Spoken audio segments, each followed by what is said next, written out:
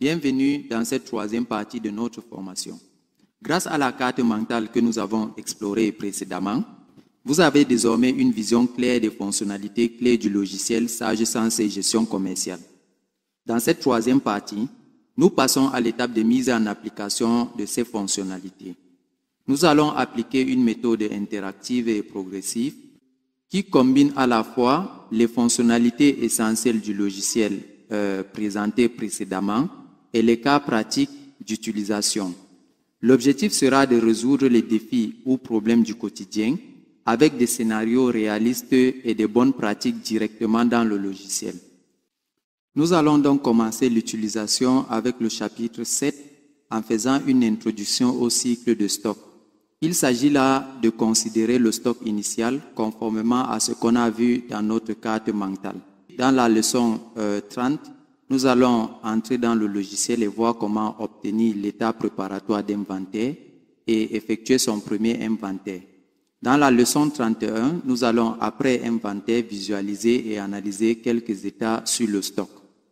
Dans le chapitre 8, nous allons introduire le cycle des achats. Il sera question dans la leçon 32 de comprendre la chaîne de documents d'achat dans Sage Sensei conformément à notre carte mentale. Puis dans la leçon 33, de voir quelles sont les opérations préalables à l'achat, notamment la demande d'achat ou la préparation de commande. Nous allons expliquer en détail c'est quoi un document du point de vue de Sage, expliquer l'entête des documents commerciaux, le corps ainsi que le pied. Par la suite, nous allons créer proprement nos demandes d'achat ou préparation de commande. Dans la leçon 34, nous allons introduire la notion de transformation et les options de transformation des documents. Nous allons profiter pour transformer et envoyer notre commande au fournisseur. Nous verrons également comment imprimer une commande et où se trouvent les modèles d'impression. Dans la leçon 35, nous allons réceptionner la commande du fournisseur en faisant toujours une transformation où on va explorer d'autres façons de faire, notamment en utilisant le menu réception. Vous allez voir, c'est très simple. Chaque fonctionnalité a son avantage. Dans la leçon 36, nous allons générer la facture du fournisseur correspondante à la livraison fournisseur. Et nous allons également la comptabiliser, par la suite voir les impacts des écritures comptables qui seront générées. Notez bien que lorsqu'on met, je ne cesse de le rappeler, lorsqu'on met en place la gestion commerciale, c'est pour éviter de passer manuellement les écritures comptables. Donc toutes les écritures commerciales d'achat-vente et de règlement, conformément à notre cycle d'exploitation, seront automatiquement générées. Cela à la condition que les modèles ou bien les catégories comptables soient correctement paramétrées. Vous allez le voir, on va bien expliquer cela. Dans la leçon 37, nous allons introduire les états standards. Vous avez vu dans la carte mentale. Nous allons interroger et analyser les mouvements, les activités et les chiffres fournisseurs. Dans la leçon 38, nous allons faire une interrogation et une analyse des états libres. Nous allons voir la liste, le relevé des factures et d'échéances fournisseurs conformément à la carte mentale. Vous voyez qu'on reprend ici la structure du cycle d'exploitation qu'on a présenté dans la carte mentale et on essaye d'organiser cela en chapitres et en leçons de façon structurée. Dans la leçon 39, je pense, on va faire un résumé complet du cycle d'achat. Nous allons profiter pour voir les notions de conditionnement, nous allons voir également les impacts des tarifs fournisseurs et tout le reste. Ensuite, dans la leçon 40, nous allons aborder les états comptables, nous allons comprendre et interpréter ce qu'on entend par balance AG et le relevé de comptes fournisseurs. Vous allez voir que ce sont des documents importants pour le suivi des dettes fournisseurs. Dans la leçon 41, nous allons essayer de pousser encore plus loin dans la maîtrise du stock. Il s'agira ici de comprendre les notions sur le stock, notamment le stock à terme, le stock réel, le stock commandé, le stock réservé et le stock préparé. Nous allons également voir quels sont les impacts que les documents d'achat ont sur ces notions-là. Notez bien que ces notions sont très capitales pour maîtriser la gestion de stock. Donc, vous allez voir, on va vraiment présenter cela en détail. Ensuite, dans le chapitre 9, nous allons aborder le cycle de trésorerie en voyant comment effectuer le règlement fournisseur. Il s'agit ici de vous donner toutes les façons de faire un règlement fournisseur. Vous allez choisir la façon qui vous convient. On verra dans la leçon 42, d'abord les menus qui sont dédiés au règlement. On va rappeler les paramétrages qu'on a eu à faire par rapport au modèle et mode de règlement. Par la suite, on va assurer, disons, au même moment le suivi des dettes fournisseurs avec les états qui permettent de suivre les dettes fournisseurs.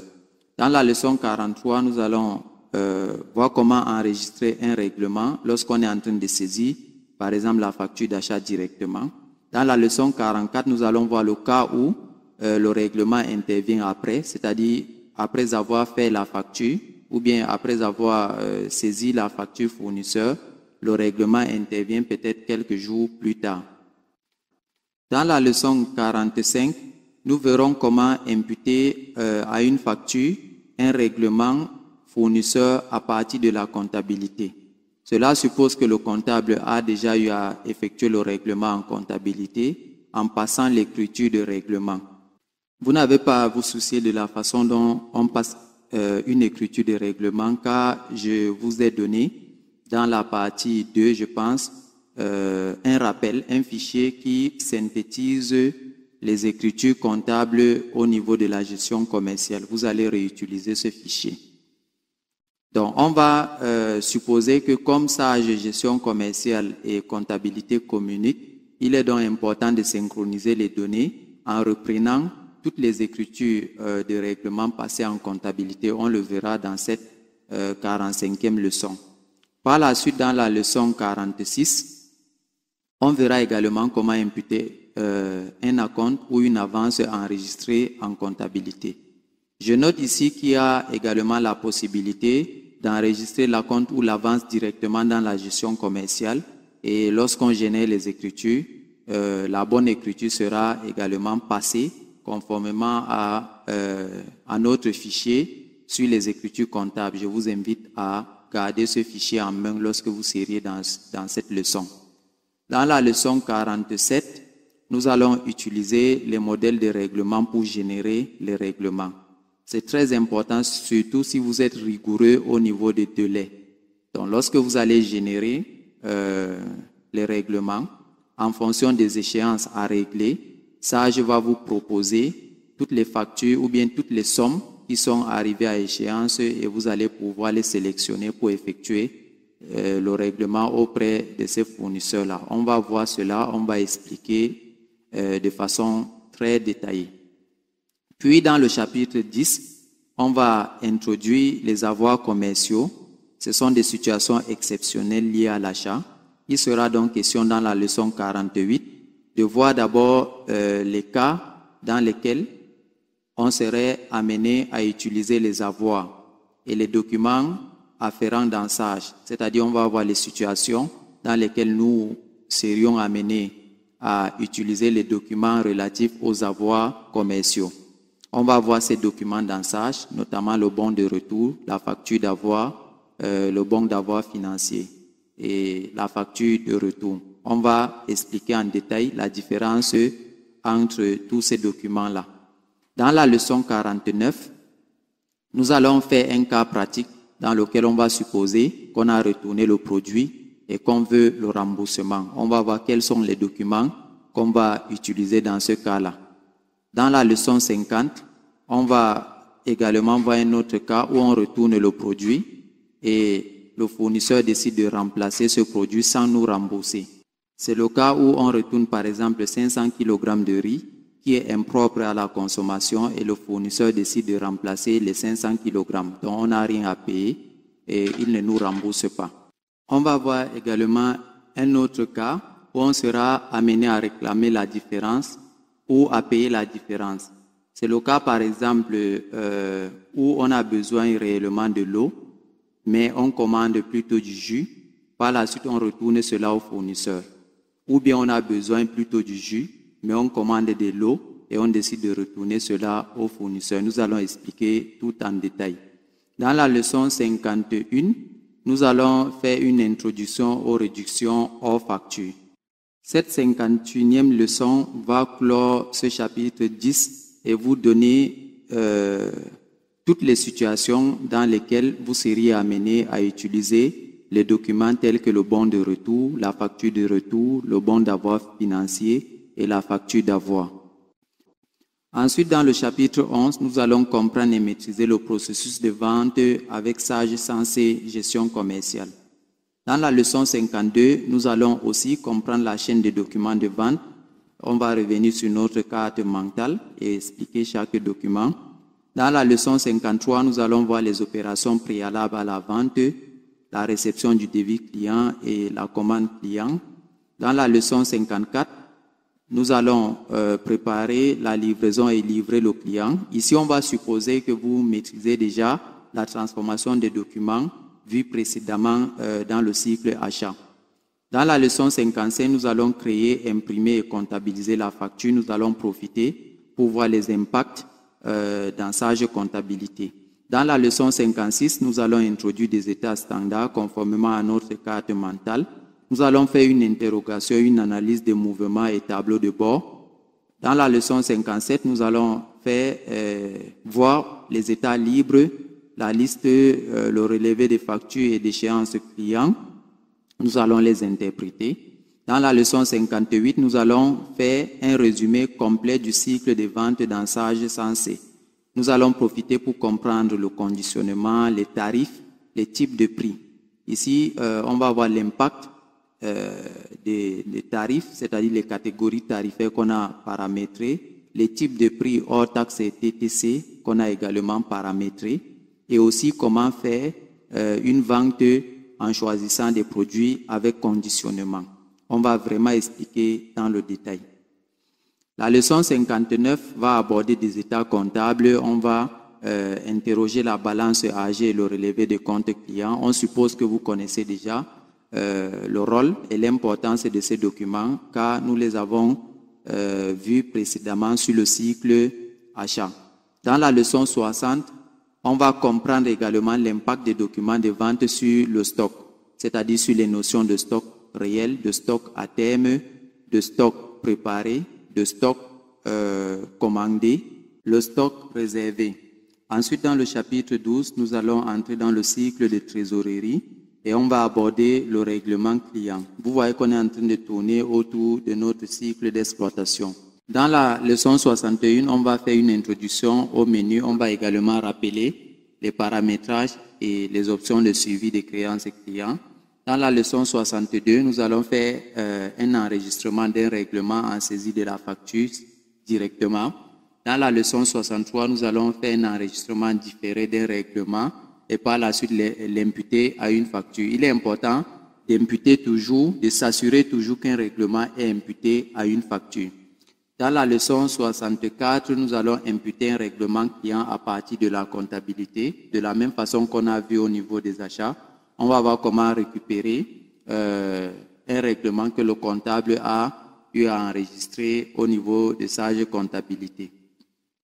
Dans la leçon 65, nous allons imputer un acompte directement ou à partir de la comptabilité. Cette fois-ci, on verra comment générer l'acompte ou bien comment rattacher l'acompte directement à une facture dans la gestion commerciale ou bien récupérer un acompte à partir de la comptabilité. De toute façon, on verra si c'est possible et les défis auxquels nous serions confrontés pour pouvoir le faire.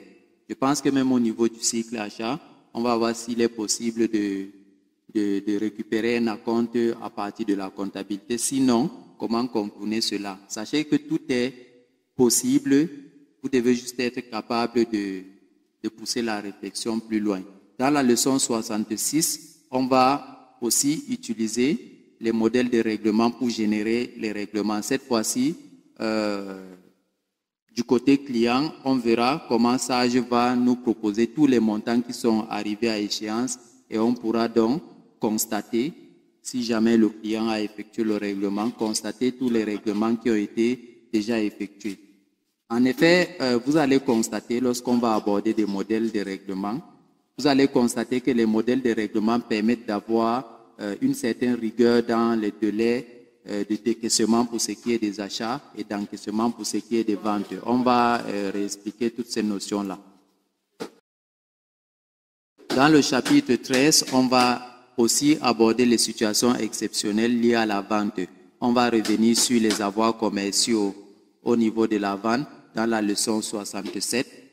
Dans la leçon 68, on va prendre un cas où le client retourne le produit et on le rembourse cette fois-ci.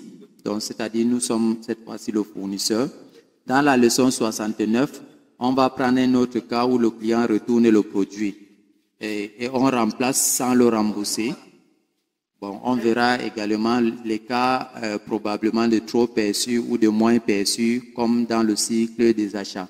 Dans la leçon 70, on va clore avec les réductions hors facture accordées et on va voir quelles sont les problématiques liées à cela. De toute façon, l'idée, c'est de vous mettre dans une situation réelle pour vous permettre d'apprécier l'utilisation du logiciel. Ensuite, dans le chapitre 14, nous allons revenir sur le cycle de stock. Il sera question de voir dans la leçon 71 les documents de stock tels que les mouvements d'entrée et de sortie, de mieux comprendre comment également ces documents impactent le stock. Dans la leçon 72, nous allons faire un transfert interne entre nos deux dépôts, c'est-à-dire du magasin à la boutique, en utilisant le mouvement de transfert. Dans la leçon 73, nous allons également exploiter le document appelé dépréciation du stock pour voir comment constater la diminution de la valeur du stock. On va expliquer les subtilités. Puis dans la leçon 74, nous allons revenir sur les travaux d'inventaire et on va voir également comment faire l'inventaire lorsqu'on a déjà eu à faire les opérations d'achat-vente. Dans la leçon 75, enfin, nous allons interroger les autres états sur le stock, notamment les articles en stock, le chiffre d'affaires, les tarifs par article, les étiquettes à articles, ainsi que les palmarès de vente par article. Nous allons prendre, je vais prendre le soin d'expliquer en détail tous ces documents ou bien tous ces états. Et enfin, le chapitre 15 de cette formation visera à explorer le logiciel avec d'autres fonctionnalités. On verra dans la leçon 73, on va aller plus en détail sur les options de Sage Sensei gestion commerciale. L'idée étant d'aller plus loin dans le sous-menu paramètres de société du menu fichier. On va voir d'autres options commerciales qu'il est possible d'activer ou de désactiver pour notamment enrichir nos paramétrages sur le fichier de gestion commerciale. On va par la suite revenir sur le menu mise à jour de la comptabilité du menu traitement, c'est-à-dire le sous-menu mise à jour de la comptabilité du menu traitement. Et là, on va voir d'autres façons de faire la mise à jour de la comptabilité, notamment en faisant l'export d'un fichier magnétique pour l'importer par la suite en comptabilité. Ensuite, dans la leçon 77, on va voir la personnalisation des documents commerciaux. On va expliquer l'outil qui permet de personnaliser nos documents. Nous allons profiter pour personnaliser une facture de vente. Dans la leçon 78, on va voir comment affecter les documents par défaut pour les impressions. Là, on n'aura plus à parcourir tout le chemin pour accéder aux états standards de Sage. Puis dans la leçon 79, nous allons voir d'autres états qu'on n'a pas eu l'occasion de voir précédemment, notamment les statistiques clients et fournisseurs. On va les interroger, expliquer leur rôle et leur importance. Et dans la leçon 80, on va conclure et voir les perspectives pour le module 2. On va essayer de circonscrire tout ce qu'on n'a pas eu à voir dans le cadre de ce premier module et dont on verra dans le module avancé. À l'issue de cette dernière partie, vous serez capable d'utiliser Sage Sensei en toute autonomie, même si vous êtes un débutant. Vous serez pleinement compétent et confiant dans l'utilisation du logiciel et serez prêt à l'appliquer efficacement dans votre activité commerciale. On va donc se donner rendez-vous dans la prochaine vidéo pour entamer avec l'utilisation.